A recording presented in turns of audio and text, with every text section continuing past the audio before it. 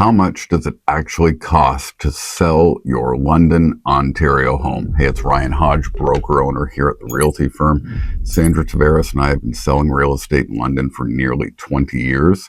And one of the most common questions is, how much do you charge for commission? So I'm going to get to that in a second, but it always comes behind the number one question, which is, what is my home worth in today's market? I always post lots of different videos, stats, blogs, lots of information that I hope provides you value on what a home should be worth in this market. But the true way to determine the value of your home is always to come over, take a look at it in person, and give you deep market research and data to reflect what the price should be in today's market, whether it's an aggressive price, fair market, or a test price. That is ultimately going to give you some perspective and insight based on what you are looking to sell the property for. So my challenge to anyone, which I've had over the years and years that I've been doing this at a very high level, is not necessarily to look at how much somebody charges, and I will get to that in a second, but rather what kind of net profit are you going to receive if your home sells in a reasonable period of time with the right real estate agent. And so there's a lot that goes into that in terms of what an agent does, and we are all different. Okay, so we all differ in the sense of how we understand the market, what kind of deep market research based on that experience, based on the services that we offer and the products that we use and the systems that we have and operate in order to give you that specific data that has a very, very big difference from one agent to another on how to price a home.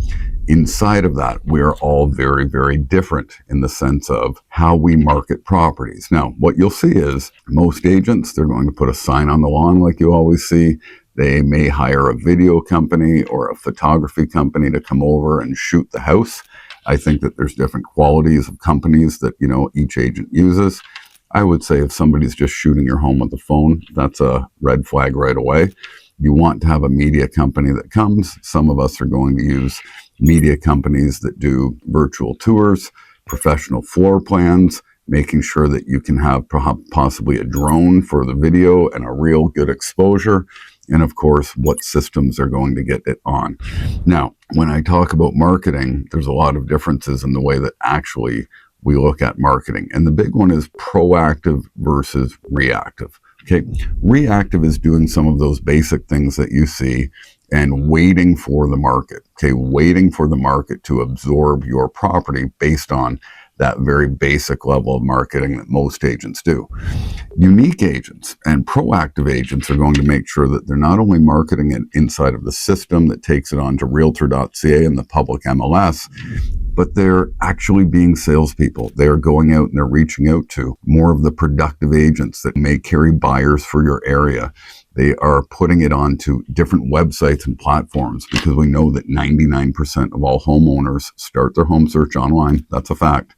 And we want to make sure that your home is discoverable if somebody is Googling London, Ontario homes for sale, or in this day and age, if they're on, pages like ChatGPT or Claude or Gemini, things like that, to make sure that AI is discovering your property as well. So having websites and tech and stacks of technology that are going to allow your property to be positioned appropriately, even getting into other markets, is a very unique proposition that an agent may offer in terms of the value and what value they're going to ask for in exchange in terms of that commission relationship. Number 3, are they actually giving you the proper communication, feedback, and service that you provide, whether or not they're including the media, the staging, all of the marketing? Communication is the number one thing that you should be seeking from an agent, and what kind of value that offers to the overall experience. Remember, you get what you pay for.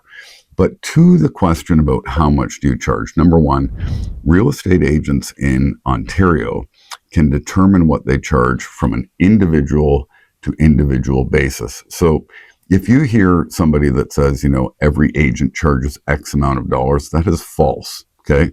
An agent can charge whatever they want. And it's an agreement that is formed between the listing brokerage and the client. Okay.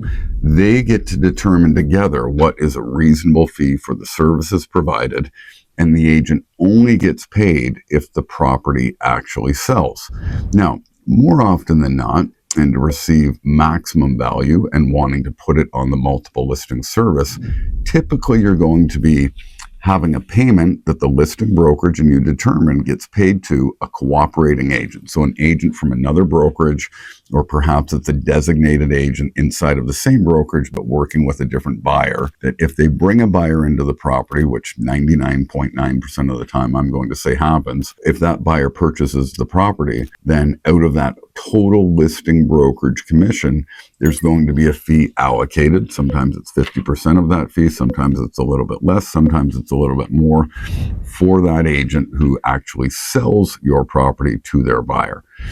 You get to choose what direction that you go in, and ultimately the choice is yours. It forms an agreement between the listing brokerage and the seller, because in order for that to happen and for the house to sell, there needs to be a written agreement of what that fee is. So whether it is 2%, 3%, 4%, 5%, or even 6% in some cases, more often than not, it's flexible and it's completely negotiable. And so the challenge becomes, what should somebody pay? I think that it depends on each individual property, and I also think it depends on the motivation of a seller and what they're hoping to net out of the actual proceeds of the sale when it's all said and done.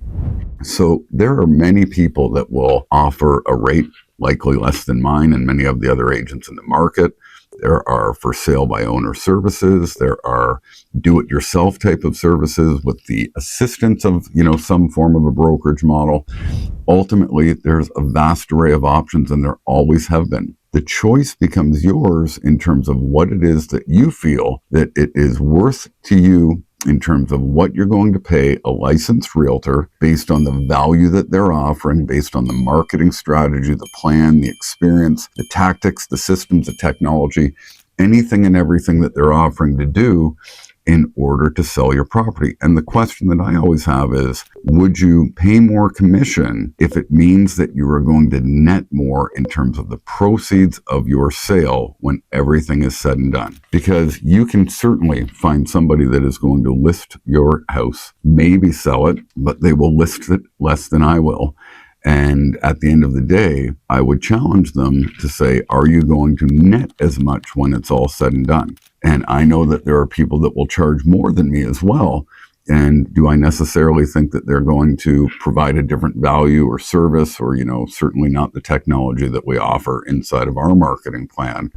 But it's a choice that only the homeowner gets to make as to who they hire, what they pay, and if the agreement is mutually beneficial and everybody feels good about it and the expectations are set up at the front, I think that that is where you will find that netting the most comes from the decision that you get to make, and hiring the person that offers the least and doesn't really know how to negotiate their own fee, I think is going to tell you an awful lot about what the experience will go like when it comes to actually negotiating the sale price of your home come offer time. So some things to consider with the age-old question of how much should I pay to sell my property? And if you have any questions and you want to find out a little bit more or see a true breakdown of what commission structures look like in our various packages from start to finish, and our track record of having an exceptional list to sale time and an exceptional list price to sale price ratio,